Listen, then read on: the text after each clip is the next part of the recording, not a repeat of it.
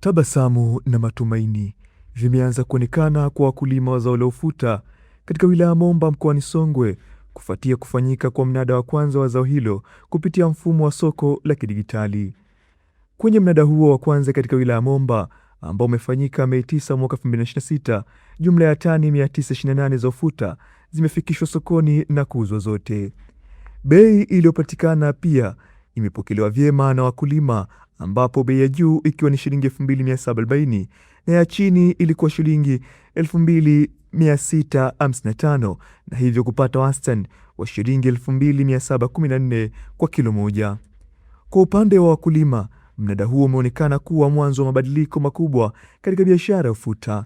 Mimi kwa jina naitwa Nesi Kalinga, natokea kijiji cha Chirulumo, wilaya ya Momba, mkoa wa Songwe.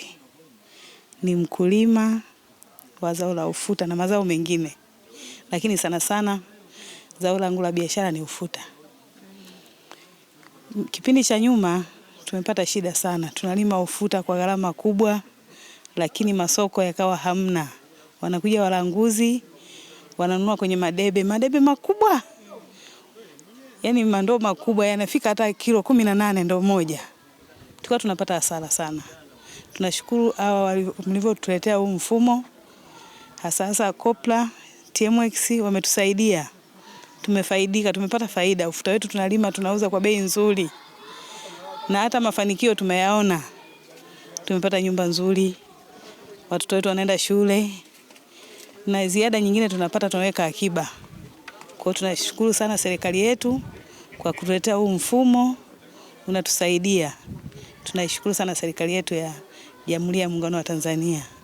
Pia namshukuru Mama Samia kwa kutujali sisi wakulima, upande wa pembejeo, mbolea, mbegu, anatusaidia sana mikopo, na sana kutupa kipaumbele sisi akina mama.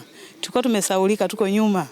Tunamshukuru sana, ametuinua na sisi tunasikika ngazi ya serikali, hata ngazi ya familia, maana tulizahaulika kwamba mwanamke hana sauti ya kuongea au kuamua kitu. Hata uzalishaji tulikuwa nyuma sana. Kipindi hiki tunaishukuru sana serikali yetu, imetusaidia. Kuna kipi cha kusema kuhusiana na bei ya leo? Bei ya leo inatufurahisha kwa kweli. Tofauti na mwaka jana, mwaka huu tumeanza na bei nzuri. Tunajua tunavyoendelea mbele hapo inaweza kaongezeka, maana tutaongeza juhudi ya kusafisha vizuri ufuta wetu na kufungasha vizuri. Wito wako kwa wanawake kuhusiana na kuingia kwenye sekta ya kilimo ni upi? Mimi nawashauri akina mama wenzangu, tujitahidi, tujiunge na vyama vya ushirika, vikundi. Maana kwenye vikundi huwa ndo tukiwa kikundi tunapata mkopo kirahisi na huduma mbalimbali zinatupata kiurahisi. Pia mimi nawashawishi mama wenzangu, tujitahidi kuhudhuria kwenye minada, pia kwenye uzalishaji wa ufuta tujitahidi, ili maisha yetu angalau na sisi tuchangie kwa kiasi kikubwa kwenye pato la familia zetu. Pia na washauri wazidi kujiunga na kuhudhuria kwenye minada kama hii. Mfano siku ya leo mnada wetu umeenda vizuri na umekuwa na bei nzuri ya kufurahisha. Na wakaribisha mama wenzangu waniunge mkono na mimi nilivyohudhuria hivi nao wahudhurie, tuwe tunahudhuria wengi kwa wingi. Naitwa Shadrack Mgala, kipenda nite Babadi. Ni mkulima. Mkulima kutokea wapi? Ivuna. Ulikuwa na tani ngapi hapa leo? Tatu. Vipi kuhusiana na bei ya leo kwenye mnada? Mimi kwa bei ya leo ya elekezi naona nimelizikana nayo, kwa sababu nimepiga kalkuleta yangu nimekuta ipo sawa tu, kwa sababu mimi ni mkulima. Ningekuwa nimenunua ningeona kwamba kuna changamoto yoyote.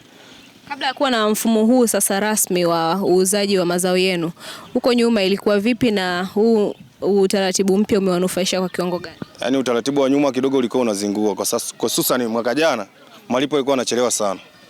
Yaani unaingiza mzigo unakaa muda mwingi pasipo kulipa pesa. Unakuta mzunguko kidogo umechange. Kwa sababu mimi kama mkulima naingiza mzigo, nikishapata kibunda na uwezo wa kuingia mitaani tena, ili angalau niongeze tena mzigo mwingine pale. Kwa mimi nachoomba tu yani bei mtuingizie la kwa wakati. Sasa hivi tunaona mnauza mazao yenu katika mfumo rasmi. Zamani haikuwa hivyo. Kuna utofauti gani ambao mnakutana nao? Ni mkubwa sana. Kwa sababu zamani mtu anakuja na ndoo nyumbani anakuibia ufuta. Kwa mfano debe lina wastani wa 15. Anakuja anapima debe linakuwa na wastani labda wa 16, anakuwa amekuibia kilo moja hapo, si ndio? Sasa hivi mtu anakuja kwangu, labda mimi kwa mfano mimi mkulima nachukua ufuta, ndoo yangu napimia, nikishapimia naipima kwenye mizani naangalia ina kilo ngapi. wastani ikiwa na wastani wa chini ya 15, nataka nimuongeze ufuta wake ukamilike kilo 15.1 ambao ni mfuko. Kwa tupo sahihi saizi. Mimi naona mambo yapo bie kabisa. Hatuibiani. Tutegemea huu mfumo utakunufaisha zaidi katika masuala mazima ya kiuchumi tofauti na awali. Naamini inaweza kuninufaisha. Naamini kabisa. Kwenye malengo yangu naona atakizi. Sitakuwa mchafu tena kama nilivyo sasa hivi. Jumapili Daudi ni mkulima wa zao hilo katika wilaya ya Momba na hapa anaeleza. Utofauti wa sasa hivi ni kwamba mkulima anauza ufuta wake au zao hili kwa bei nzuri tofauti na mwanzo. Mfumo wa mwanzo ulikuwa na mtukati kwa maana dalali, ambaye huyo dalali mkulima kwa imani zake anaamini kwamba alikuwa ni mtu sahihi, ila asijue kwamba dalali yule kwa bei alizokuwa ananunua magodauni zilikuwa ni bei halali au sivyo. Lakini tunaamini mfumo huu hakuna kinachompunja mkulima. Yaani mkulima anaipokea hela kadi ilivyotokea kwenye mnada. Hebu imagine kama mkulima alianza kuuza bei za mtaani kwa shilingi 20,000. Akiuza sana shilingi 25,000. Lakini leo kwa mnada wa leo ukipiga hesabu debe moja mkulima ameliuza kwa shilingi zaidi ya 40,000 za Kitanzania. Ni fedha nzuri ya kumsaidia kujikimu katika shida ndogo ndogo, lakini pia hata anapata unafuu wa kuendesha majukumu ya kifamilia. Kwa hiyo unaweza ukaona utofauti kati ya ule mfumo wa zamani. Changamoto iliyopo ni kwamba aliyefuatwa kwenye mfumo bado hajatambua kwamba yeye ndio mhusika. Lakini tutaendelea kutengeneza ushawishi wa kwamba mkulima atambue umuhimu wa mfumo huu, kwamba yeye ndio mhusika ambaye anatakiwa apeleke mazao haya kwenye mfumo wa stakabadhi ghalani ili apate bei zilizo nafuu. Yale maneno ya mtaani kwa wale wenzetu ambao tunasema ni mtukati, waachane nayo kwa sababu kimsingi yule mtu naye anataka kukusanya mzigo. Sasa kumbuka kwamba unavyoenda kumpa mzigo, hebu angalia variation ya leo. Mnunuzi wakati yeye anachukua debe shilingi 30,000. Tunaenda kuuza ufuta shilingi 40,000. Unaweza ukaona ni kiasi gani mkulima anavyoenda kupoteza pato lake kwenye hili zao. Naye ofisa mwandamizi wa soko la bidhaa Tanzania, Justa Martin, anaeleza. Leo tulikuwa na mnada wetu wa pili kwa mkoa wa Songwe, lakini ndio ulikuwa mnada wa kwanza kwa halmashauri ya wilaya ya Momba. Tumepeleka sokoni tani 928 ambazo zote zimenunulika, hamna mzigo uliobakia.